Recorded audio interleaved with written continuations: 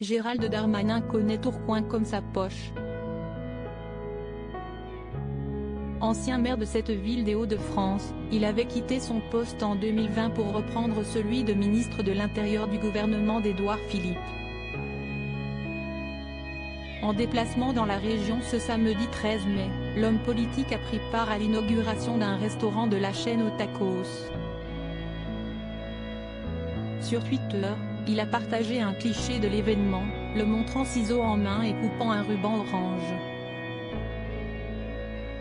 En légende du post, le ministre a écrit « Nouveau commerce aux tacos, place de la Résistance #Tourcoing, vient d'ouvrir. Heureux d'avoir accompagné avec @DorianeBkiou ces deux Tourquenois dynamiques. Allez-y, ouvert tous les jours ». Rapidement, les internautes se sont saisis de leurs réseaux sociaux pour exprimer leur incompréhension face à cette scène quelque peu inattendue. Nadège Abomangoli, députée LFI de Seine-Saint-Denis, fait partie de ceux qui ont réagi sous ce tweet visionné plusieurs millions de fois.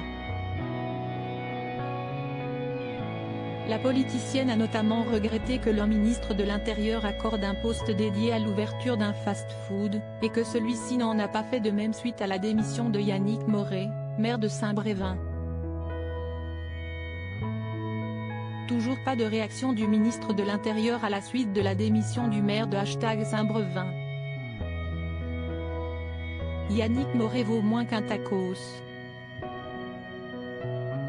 La lutte contre l'extrême droite aussi. Le #Macrolépénisme en marche, a-t-elle écrit sur Twitter. Supérieur à Gérald Darmanin, François Hollande. Ces politiques dont la vie privée a été chamboulée en 2022, la colère des uns, l'amusement des autres. En dehors de la colère de la députée de Seine-Saint-Denis, le sentiment général était plutôt à l'incompréhension, voire à l'amusement.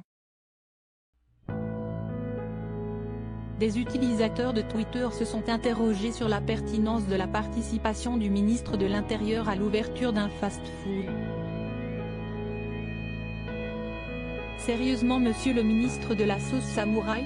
A commenté Anaël Gérard, l'ancien conseiller départemental des Jeunes de Haute-Garonne. Sur le réseau social, l'attitude des internautes laissait entendre qu'il valait mieux en rire qu'en pleurer.